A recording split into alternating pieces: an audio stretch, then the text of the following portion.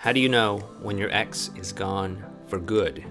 That's what we're going to be talking about in this video, but first, my name is Clay with ModernLove.life, where we help you get the great, loving relationship that you're looking for without having to play mind games, without having to play hard to get, and without having to pretend to be someone or something that you are not, because you deserve to be loved for the unique, amazing, and wonderful person that you are. And if you agree with me, help me out, help this YouTube channel grow by hitting that thumbs up button. It's totally free, it costs nothing of you but just maybe one moment of your time, and it does actually help us out by sending a message to the YouTube algorithm that these are nice videos and they might want to think about sharing them with more people, especially people that might, benefit from them. So you're kind of actually paying it forward when you smash that thumbs up button. Also, I did want to talk about our course called the X Solution Program. If after watching this video it looks like there might be actually some hope in your situation, then you're more than welcome to join us inside the X Solution Program course. You can find information on it down below in the description box, and if it's a good fit for you, you're more than welcome to sign up. If not, then no worries.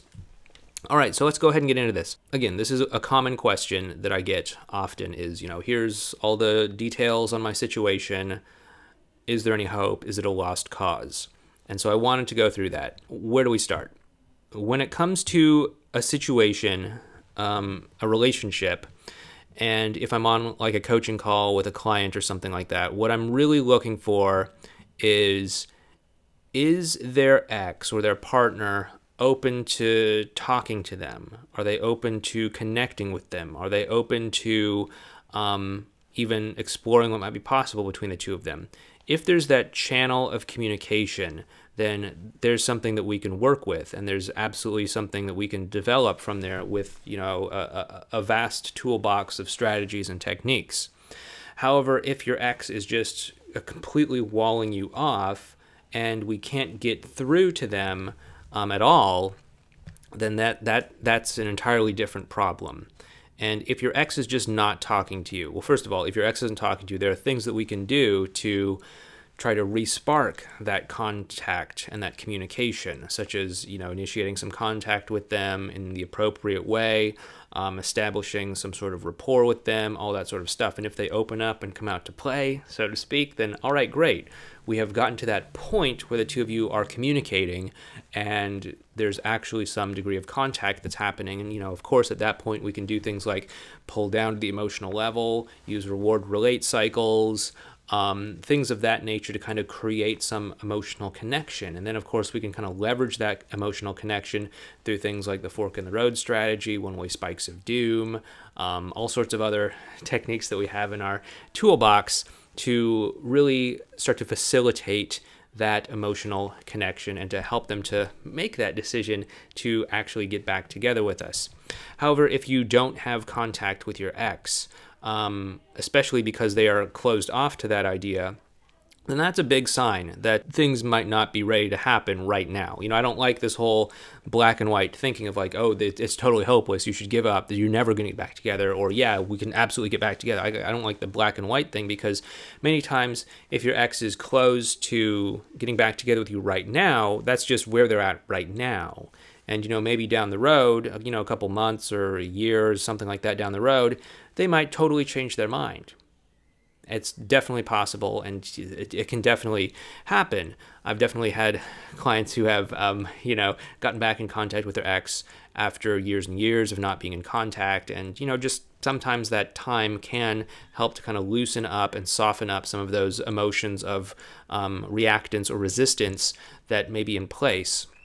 And so time is definitely a factor. It shouldn't be the only factor that you have at your disposal, but it definitely can help to move things along. So again, just because they're closed off right now doesn't mean that they're always going to be that way. It just means right now they're not open to working things out. And so if that's the case, then maybe right now you shouldn't be devoting a lot of time and effort and energy to making that happen. So that's one thing right there.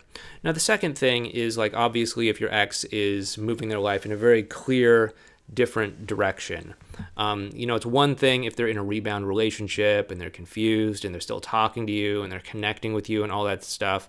But if they're like very clearly, getting married to someone else and moving forward with their life in that direction, then that's an entirely different story. And I'd say, okay, again, I don't like the whole black and white thing, but if someone's getting married to someone else, chances that they're going to get back together with you right now are probably not super duper great. Yeah, marriages don't work from time to time for all sorts of different reasons. That's a whole conversation in and of itself. And, if your ex's marriage to someone else doesn't work out, sure, it might make sense for the two of you to see what might be possible between the two of you. But if they're getting married, then that is probably not the opportune time to try to get back together with them. I got this email many years ago that kind of really stuck with me. This guy had been following some advice, and he'd been kind of like going through no contact and waiting and waiting and waiting, and he decided to get back in contact with his ex like the day before, or like right after she had gotten married, like her actual wedding day, right?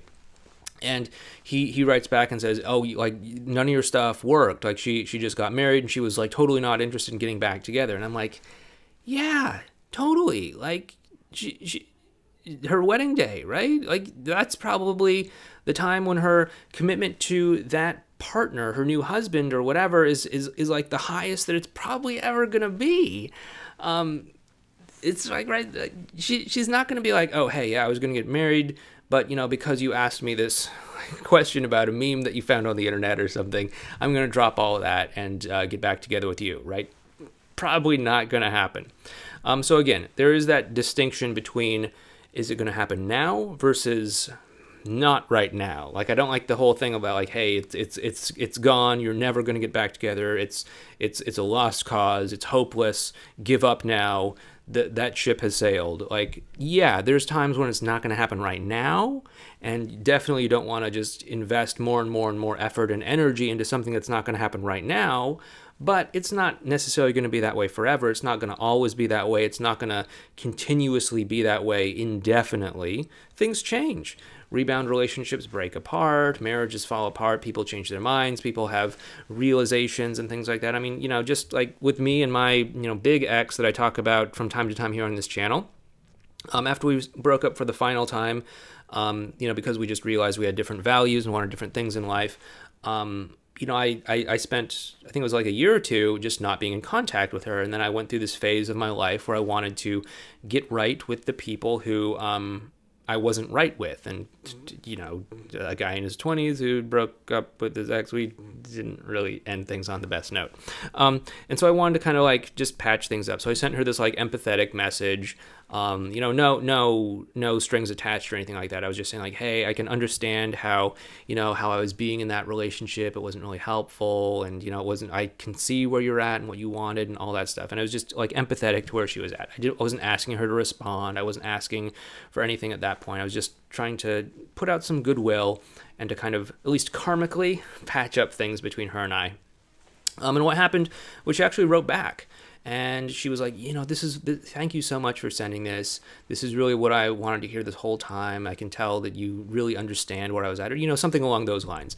And we traded a few messages back and forth. But, she had gone on to actually get married to someone else. That's a whole other story. And so, like, I didn't really feel comfortable keeping that going because, I didn't want to be the other guy that got in the way of a wedding ring.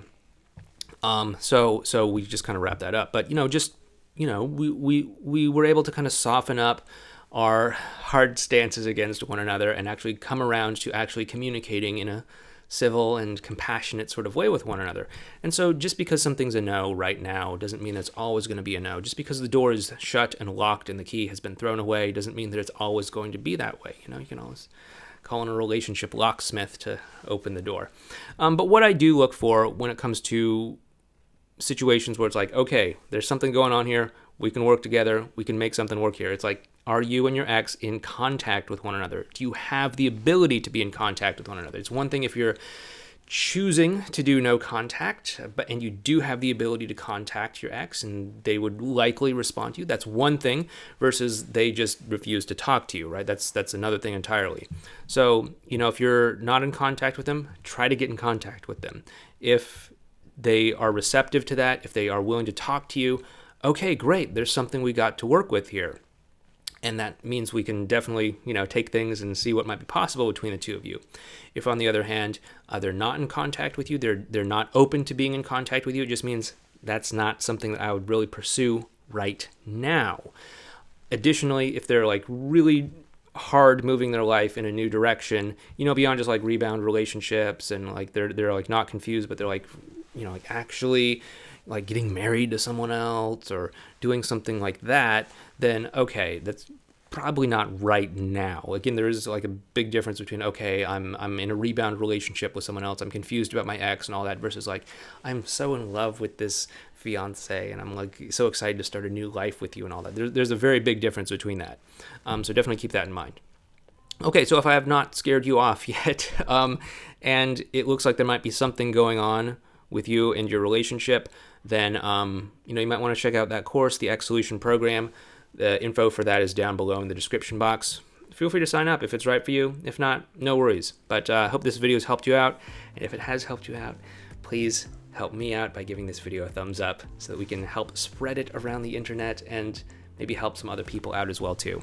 And feel free to subscribe to the channel as well too. Also, if you do want to learn more about your ex's emotional landscape, we do have this video series on what we call the 5 stages your ex goes through in getting back together. You can check that video series out right here, or you might want to check out this video right here. But thank you so much. Please take care, and I'll talk to you in the next video.